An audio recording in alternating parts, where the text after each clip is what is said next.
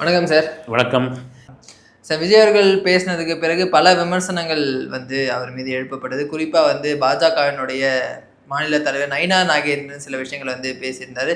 விஜய் முதல்ல வீட்டை விட்டு வெளியே வரணும், த்ரிஷா விட்டு வெளியே வரணும் அப்படின்ற மாதிரியான விமர்சனங்களை வச்சிருந்தாரு.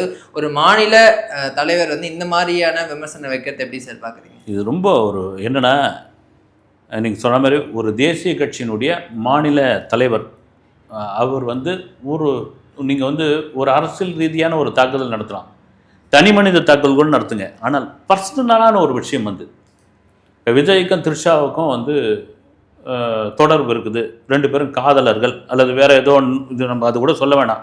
அதுக்கு உங்கள்கிட்ட என்ன ஆதாரம் இருக்குது? ஒரு திரைப்படத்தில் ஒரு 3-4 படம் சேர்ந்து ஒரு நடிகை நடிச்சுட்டா உடனே இது பண்ணுறதா? எம்ஜிஆருக்கு இதே மாதிரியான ஒரு விஷயத்தை வச்சாங்க. எம்ஜிஆருக்கு எம்ஜிஆருடைய போஸ்டர் ஒட்டியிருந்தான் அந்த காலகட்டத்தில். நான் கேள்விப்பட்டது, நான் சில இதுவெல்லாம் படித்தது என்னென்னா, அந்த தலையை மட்டும் வெட்டிவிட்டு அதில் ஒரு நடிகை படத்தை ஒட்டிட்டு போயிடுவாங்க. இவர் கூட ஓப்பனாகவே நடிகளுடைய பேரை சொல்லிலாம் டேமேஜ் பண்ணது உண்டு. ஆனால் இதெல்லாம் மக்கள் என்னென்னா, அது சினிமாவாக பார்க்குறேன். நான் ஒன்று சொல்கிறேன், நீங்கள் த்ரிஷான்னு சொல்லும்போது அவங்களும் ஒரு பெண் தானே.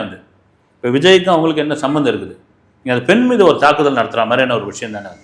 அந்த பெண்ணுக்கும் டிவிகேக்கும் என்ன சம்மந்தம் இருக்குது? டிவிகேல அவங்க என்ன செயற்குழு உறுப்பினரா அல்லது உறுப்பினரா அல்லது கொள்கை பரப்பு செயலாளரா? இன்னும் மோசமாக டிவிகேவுக்கான விளக்கெல்லாம் ஆரம்பத்தில் கடுப்பாயெல்லாம் சொன்னது த்ரிஷா, விஜய், கீர்த்தி சுரேஷ்லாம் போட்டது. இதெல்லாம் ரொம்ப அதாவது விஜய் வாக்குகளை சிதறடிப்பார்னு முடிவு பண்ணிட்டாங்க. அதனுடைய பயத்தினுடைய வெளிப்பாடு தான் எல்லாரும் இதுவாக பண்ணது. இது ஒரு தனி மனித தாக்குதல், அதுவும் பர்சனலாக ஒரு ஆதாரமற்ற ஒரு விஷயத்துக்கு இவ்வளோ தூரம் இறங்கி பேசுறது ரொம்ப கடுமையான ஒரு விஷயம், கண்டனக்கூடிய விஷயம். ஒருவேளை கூட்டணிக்கு வரல அப்படின்ற அந்த கோவத்தினோட வெளிப்பாடா சார்? நிச்சயமாக இருக்கும். ஏங்க தமிழ்நாட்டில் ஒரு 3 முனை போட்டி 2 முனை போட்டின்னு இருக்கிற ஒரு விஷயத்தில் நீங்கள் 4 முனை போட்டியாக பண்ணி விட்டீங்க அப்படின்னா அது கண்டிப்பாக கோவத்துடைய வெளிப்பாடு தான் இருக்கும். நீங்கள் என்டிஏ கூட்டணிக்குள்ளே விஜய் வந்தாருன்னா ஈஸியாக அடிச்சு ஜெயிச்சுட்டு போயிடலாம். என்னையா இருந்தாலும் தனியாக இப்படி நடுமதியில் நின்று விட்டாரு. இந்த பக்கமும் இல்லாத அந்த பக்கமும் இல்லாத நின்று போயிட்டாரு. ஓட்டெல்லாம் யார் ஓட்டை பிரிக்க போகிறாருன்னு தெரியலையே. ஏன்னா டிவிகே தரப்பில் அவங்க காட்டம், அவங்களுடைய தரப்பில் நாங்கள் 35% 40% வாக்குகளை பெறுவோம்னு அவங்க இருக்காங்க. ஆனால் பொதுவான ஊடகங்களுடைய கருத்து கணிப்பு 20% 21% அப்படின்போது இது யார் வாக்கப்பா பிடுங்குவாங்க, யார் வாக்கை இவர் காலி பண்ணுவாருன்ற பொழுது ஆட்டோமேட்டிக்காக அந்த 2 கட்சிகளுக்கும் 2 கூட்டணிகளுக்கும் ஒரு தனிப்பட்ட கோபம் இருக்குது. அதில் குறிப்பாக அதிமுகவுக்கும் பாஜகவுக்கும் இந்த என்டிஏ கூட்டணிக்குள்ள இவர் வரலன்ற கோபத்துடைய வெளிப்பாடு தான் இந்த மாதிரியான விமர்சனங்கள், இந்த மாதிரியான பேச்சுக்கள்லாம் இருக்கிறது என்பது அப்பட்டமாக தெரிகிறது. சேலத்தில் விஜய் அவர்கள் பேசினதுக்கு பிறகு அரசியல் களம் இன்னும் சூடு பிடிக்க ஆரம்பிச்சிருக்கு சார். முதற்கட்டமாக எப்படி பார்க்குறீங்க அவரோட பேச்சை? உண்மையிலே இது வரைக்கும் நீங்கள் விஜய் பேசுனது பல விதமாக விமர்சனம் பண்ணியிருப்பாங்க. அது முக்கியமான விமர்சனம் என்னென்னா, 2 நிமிஷத்தில் பேசுகிறாரு, 4 நிமிஷத்தில் பேசுகிறாரு, 8 நிமிஷத்தில் பேசுகிறாரு, 9.25 நிமிஷத்தில் பேசுகிறாரு, இப்படிலாம் கணக்கு பண்ணிலாம் பேசிகிட்டு இருந்தாங்க. அப்புறம் கொஞ்சம் ப்ரீஃபாக பேசுங்க, வரீங்க, நீங்கள் கண்டென்ட் மட்டும் பேசிட்டு போயிடுறீங்க. அப்புறம் யாரோ கொடுக்குற A4 ஷீட்டில் எழுதி கொடுக்குற வசனத்தை பேசிட்டு போயிடுறீங்க. நீங்களாவே சுயமாக பேச மாட்டீங்களா? தொடர்ச்சியான விமர்சனம் இருந்தது. நேற்று சேலத்தில் நடந்த அது மக்கள் சந்திப்புன்னு கூட நிர்வாகிகள் சந்திப்பு தான். நிர்வாகிகள் சந்திப்பு, அது மக்கள் சந்திப்பாக ஏன் நடக்கலன்னு அப்புறமா பேசுவோம்.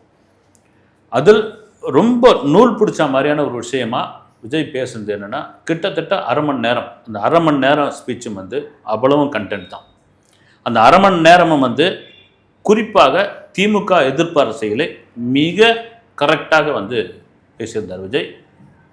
இனி ஏன்னா விஜயே சொன்னது தான், இன்னும் நாள் இல்லை, 2 மாதம் தான் இருக்குது தேர்தலுக்கு அப்படின் பொழுது இப்படி தான் பேசி ஆகணும், வேறு வழியே கிடையாது. இன்னும் கூட ஆக்ரோஷமாக விஜய் பேச வேண்டும் என்பது பொதுவான அவர்களுடைய கட்சியை சேர்ந்த, அவர்களுடைய தொண்டர்கள் சேர்ந்த ஒரு கருத்தாக இருக்குது. சார், கரூர் சம்பவத்துக்கு பிறகு விஜய் மக்கள் நம்ப மாட்டாங்க, அவருடைய கூட்டத்துக்கு வரமாட்டாங்க அப்படிலாம் பேசியிருந்தாங்க. ஆனால் அவர் வர வழியெல்லாம் ஒரு அன்பிளான்டு ரோட் ஷோ மாதிரியே மாறிடுச்சு. அவ்வளோ மக்கள் திரண்டு இருந்து அவருக்கான வரவேற்பை கொடுத்தாங்க, அதுவும் அந்த வெயிலில். எப்படி பார்க்குறீங்க சார் அந்த அன்பை? இல்லை, அது தொடர்ச்சியாக விமர்சனங்கள் நீங்கள் அந்த கூட்டம் வருது அப்படின்றதுக்காக தான் அந்த விமர்சனமே நீங்கள் எங்கே காண்டாயிட்டாங்க அப்படின்னா, விஜய் ஒரு நடிகர், ஒரு எக்ஸ் வேலைத்தளத்தில் கட்சி ஆரம்பிச்சிருக்காரு, அவருக்கு அரசியல் என்ன தெரியும், அவருக்கு கேரவனில் உட்காந்து ஷூட்டிங்கில் நடிச்சுட்டு ஸ்டார் ஹோட்டல்லேருந்து வர ஃபுட்டை சாப்பிட்டுட்டு அவர் போய் ஏசி ரூமில் போய் படுத்துக்க போகிறாரு. இவரெலாம் மக்கள்கிட்டலாம் நின்றுலாம் பேச முடியாது. அரசியலுக்கு சாதாரண விஷயம் கிடையாது. இங்கெல்லாம் இங்கே இறங்கி பார்த்தா தான் தெரியும் அப்படின்லாம் முதல்ல விஜய் சொல்கிற மாதிரி அவரை அண்டர் எஸ்டிமேட் பண்ணிட்டாங்க. ஆனால் வர வர வர வர வர விஜய்க்கான செல்வாக்கு அதிகமாகுது. போகிற இடம்லாம் கூட்டமாக வருதுன்னும் போது அதில் இந்த கட்சி அந்த கட்சியில் எல்லா கட்சிக்காரங்களும் ட்ரிகர் ஆகிட்டாங்க, கோபம் ஆகிட்டாங்க. நீங்கள் லெட்டர் பேட் கட்சி உட்பட வந்து அதனுடைய வெளிப்பாடு தான் பார்த்தீங்கன்னா, இதுக்கப்புறம் வந்து அவருக்கு மவுஸ் போயிடுச்சு, கரூர் சம்பவத்தில் கொந்தளிச்சிட்டாங்க, இதுக்கப்புறம் வந்து அவருக்கு வந்து எந்த விதத்திலும் வரவேற்பே இருக்காதுன்னு சொல்லும் பொழுது நீங்கள் சொன்ன மாதிரி தான் வந்து அது ரோட் ஷோவே கிடையாது. வந்து இடம் பூரா வந்து இந்த கையாட்டி அசைச்சு வரவேற்பதெல்லாம் பார்க்கும்போது விஜய்க்கே ஒரு உற்சாகம் ஆகிப்போச்சு. வந்து இது என்னென்னா, ஏதோ ஒன்று மக்கள் எதிர்பார்க்குறாங்க விஜய்கிட்டேருந்து, அதை விஜய் சரியாக புரிஞ்சுக்கணும், விஜய் சார்ந்தவர்கள் அதுக்கான ஒரு பெரிய வழிகாட்டியாக இருக்க வேண்டும் என்பது இந்த சம்பவங்கள்லாம் காட்டுது. சார் அதே மாதிரி நீதி கேட்டிருந்தாரு, எல்லாரும் போல நானும் வந்து கட்சி ஆரம்பித்தேன், மக்களுக்காக தான் கட்சி ஆரம்பித்தேன், ஆனால் எனக்கு மட்டும் ஏன் எவ்வளோ ரெஸ்ட்ரிக்ஷன் பண்ணுறாங்க, மற்ற அரசியல் கட்சி தலைவருக்கெல்லாம் இல்லையே. இது வந்து அப்படியே நம்ம கட் பண்ணோம் அப்படின்னா, எம்ஜிஆர் அவர்கள் இதே மாதிரி ஒரு நீதி கேட்டிருந்தாரு அவருடைய உலகம் சுற்றும் வாலிபன் படத்துக்காக. ஸோ இந்த கால எம்ஜிஆராக மாறிட்டு வர்றாரு சார் விஜய். எம்ஜிஆருக்கு வந்து இதை தாண்டி ஒரு பெரிய அழுத்தம்லாம் நடந்திருக்குன்னு நான் கட்டுரைகள்லையும் புத்தகங்கள்லையும் படிச்சிருக்கேன். வந்து பிறர் சொல்லியும் கேட்டிருக்கேன், மூத்த பத்திரிகையாளர்லாம் சொல்லி. கிட்டத்தட்ட 5 வருஷம் அவர் வந்து திமுகவிலிருந்து வெளியே வந்து 5 வருஷம் எம்ஜிஆருக்கு வந்து கடுமையான டஃப் கொடுத்துருக்காங்க, கடுமையான எதிர்ப்பு அரசியல்லாம் நடந்திருக்கு.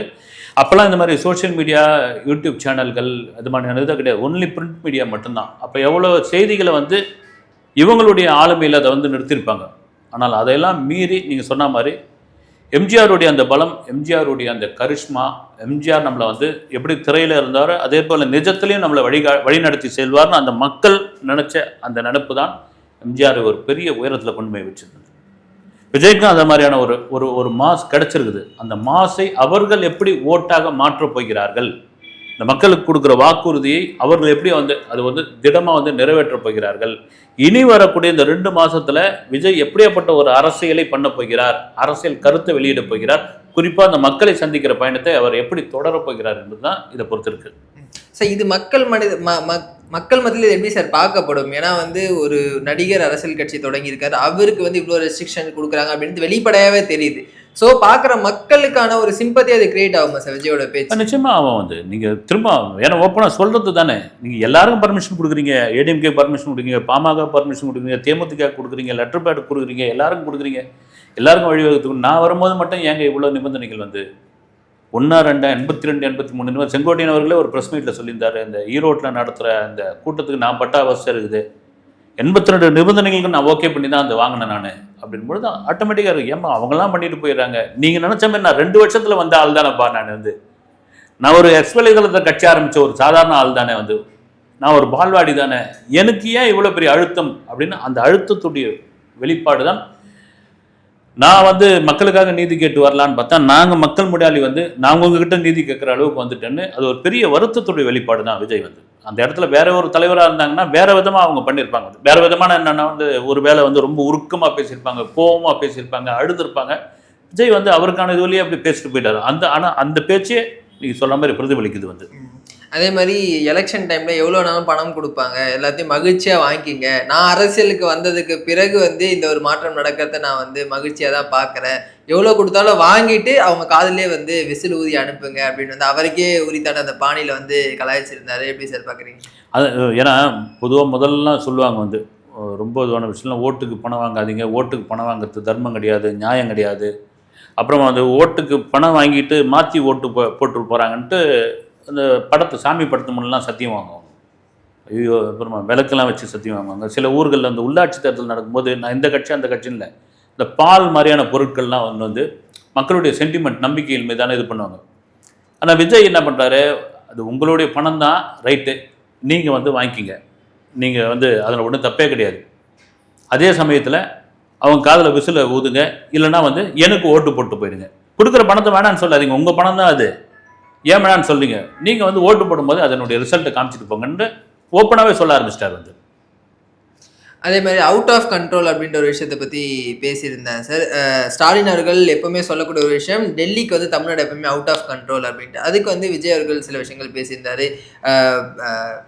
பெண்கள் பாதுகாப்பில் இருக்கட்டும், இளைஞர்கள் வேலை வாய்ப்பாக இருக்கட்டும், சட்டம் ஒழுங்காக இருக்கட்டும், எல்லாத்துலேயுமே வந்து அவுட் ஆஃப் கண்ட்ரோலாக இருக்குது அப்படின்ற ஒரு காட்டமான விமர்சனத்தை வச்சுருந்தார் சார். ஆமாம், அவர் வந்து ஒரு பட்டியலேட்டு காமிச்சிருந்தார். வந்து அண்ணா யூனிவர்சிட்டி நடந்த அந்த விவகாரம் என்ன ஆச்சு, அப்புறம் கோவையில் நடந்த விவகாரம் என்ன ஆச்சு, அப்புறம் திருத்தணி ரயில் நிலையத்தில் இந்த வடமாநில இளைஞரை வந்து தாக்குனது வந்து இதெல்லாம் சட்டம் ஒழுங்கு எங்கே சரியாக இருக்குது. ஏன்னா இது கேட்டு தான் ஆகணும். வந்து நீங்கள் வந்து விஜயே சொல்லிட்டார் வந்து ஏங்க வந்து வேறு யாரையும் எதிர்ப்பரசியல் பண்ண மாட்டேன்றீங்க, வேறு யாரையும் விமர்சனம் பண்ண மாட்டேன்றீங்க, திமுகவை தான் விமர்சனம் பண்ணுறீங்க அப்படின்பொழுது இது சட்டமன்ற தேர்தல். இங்கே யார் ஆளுங்கட்சியோ அந்த ஆளுங்கட்சி எதிர்த்து தான் நான் சொல்ல முடியும். இது எல்லாம் இப்போ திமுக இல்லாமல் அதிமுக ஆளுங்கட்சியாக இருந்ததுன்னா இந்த ஸ்பீச் இருக்க தான் செய்யும். ஆளுங்கட்சியில் எப்போ விஜயே ஆளுங்கட்சியாக வந்துடுறாரு அப்படின்பொழுது எதிர்கட்சியாக வருபவர்கள் இந்த குற்றச்சாட்டை தாவேக என்னென்ன இவங்க ஆட்சியில் பண்ணாங்க அப்படின்றத அவங்க சொல்லி தான் ஆவாங்க. வந்து இது கண்டிப்பாக வந்து மக்கள் முன்னாடி இந்த விஷயங்கள்லாம் இருக்குதுங்க. ஏன்னா அவங்களுக்கு தெரிய போகுது. இன்றைக்கி வந்து ஊடகங்கள் பெரிய அளவில் வந்து ஒரு தாக்கத்தை ஏற்படுத்திடுது. அதையெல்லாம் தாண்டி ஒரு மாஸ் ஹீரோ களத்தில் வந்து இந்த பிரச்சனைகளை சொல்லும் பொழுது அது மக்கள் மத்தியில் அதிகப்படியாக பிரதிபலிக்கும் என்பது தான் உண்மை. சார், அதே மாதிரி வந்து அவர் சேலம் மாநகரில் இருக்கக்கூடிய எந்த ஒரு இஷ்யூ பற்றியுமே பேசல, பொதுவான விஷயங்கள் மட்டும்தான் பேசியிருந்தார். அங்கே கொங்கு மண்டலம் அப்படின்னு சொல்லக்கூடியது வந்து அதிமுகவினுடைய கோட்டை, திரு எடப்பாடி பழனிசாமியுடைய சொந்த மாவட்டம். அப்படி இருக்கும்போது அவங்கள விமர்சிக்காத ஒரு மிகப்பெரிய விமர்சனத்தை ஏற்படுத்தியிருக்கு சார். இல்லை எனக்கு தெரிஞ்சு பார்த்தீங்கன்னா ஆக்சுவலாக விஜய் அந்த மைண்ட் செட்டில் தான் வந்திருப்பாருன்னு எனக்கு தோணுது. அது எப்படின்னா, நீங்கள் ஒரு மக்கள் சந்திப்பாக கொஞ்சம் ஃப்ரீயாக ரொம்ப கடுமையான நிபந்தனைகள் இல்லாமல் அதை வந்து கொடுத்துருந்தான்னு வச்சுக்க, அவர் வந்து அதிமுக எதிர்ப்பு அரசியல் தான் பேசியிருப்பார். நீ சொல்கிற மாதிரி அது சேலத்தோடைய கோட்டை, எடப்பாடியோடைய கோட்டை, கொங்கு மண்டலம் வந்து ஏடிஎம்கேவுடைய ஒரு பெல்ட்டுன்னு சொல்லும் பொழுது எதிர்ப்பு அரசியல் தான். இது அப்படியே மாறின உடனே என்ன ஆகிப்போச்சு, அவர் வழக்கம் போல் திமுகவுடைய எதிர்ப்பு அரசியல் அங்கே பேசிட்டாருன்னு எனக்கு தோணுது. வந்து ஆனால் அதெல்லாம் மீறி திரும்பவும் அவர் ஒரு திடமாக சொல்கிறது என்னென்னா, அந்த மேடையிலே சொன்னது வந்து நாங்கள் மற்றவங்க யாருக்கும் போட்டி கிடைக்குங்க, TVK versus DMK, DMK versus TVK, இதில் ரொம்ப உறுதியாக இருக்கிறாங்க அவங்க. சார், அதே மாதிரி வந்து ஸ்டாலின் சாரை நம்புறீங்களா இல்லை அந்த விஜயை நம்புறீங்களா அப்படின்னு கேட்டது வந்து சில ஜெயலலிதா அவங்க கேட்பாங்க, மோடியா லேடியா அப்படின்ட்டு, செய்வீர்களா அப்படின்னு. ஸோ அதே ஒரு பாணியை வந்து திரு விஜய் அவர்கள் பின்பற்றாரு. இல்லை, நான் ஆரம்பத்தில் இதை சொல்லியிருக்கிறேன். நான் வந்து விஜய் வந்து அந்த பாணியை தான் கையில் எடுத்திருக்காரு. அது என்னென்னா, டைரெக்டாக வந்து மக்களோட மக்களை உளவியல் ரீதியாக ஒரு பெரும் தலைவர் மக்கள்கிட்ட ஒரு கேட்குற ஒரு விஷயமா வந்து நீங்கள் எனக்கு பண்ணுவீங்களா, நான் உங்களை நம்பி தாங்க வந்திருக்கிறேன், எனக்கு ஓட்டு போடுவீங்களா, இந்த மாதிரியான பிரச்சனை நடந்திருக்குது, நீங்கள் கவனிப்பீங்களா, நான் உங்கள் கூட இருக்கிறேன். இது வந்து ஒரு என்ன சொல்கிறது, அவங்களுக்கு நேரடியான ஒரு நேரான ஒரு அறிமுகம் மாதிரி நான் உங்ககிட்ட கேட்குறேங்க, நீங்கள் எனக்கு செய்வீங்களாங்க, நீங்கள் பொதுவாக இது பண்ணுறது. இது வந்து ஒரு புது அப்ரோச். இதுக்கு அப்போ செல்வி ஜெயலலிதா அவர்கள் பண்ணும்போதெல்லாம் இதெல்லாம் ஒர்க் அவுட் ஆகாதுங்க, இதெல்லாம் என்னங்க வந்து ஒரு குரங்காட்டி வித்த மாதிரிலாம் இருக்குது, மக்களை பார்த்து வந்து இதை கும்பு வச்சுக்கிட்டு செய்வீங்களா, பண்ணுவீங்களா, அது பண்ணுவீங்களா அப்படின்லாம் வந்து இது பண்ணிகிட்டு இருக்காங்க, கிரிஞ்சு பண்ணிக்கிட்டு இருக்காங்கன்னு. ஆனால் அது பெரிய அளவில் ஒர்க் அவுட் ஆச்சு. இதைத்தான் விஜயும் கையில் எடுத்திருக்கிறார். தொடர்ந்து பார்க்கலாம் சார், விஜய் அவர்கள் எந்த மாதிரியான தாக்கத்தை ஏற்படுத்த போறாருன்னு. தகவலுக்கு ரொம்ப நன்றி சார். வணக்கம்.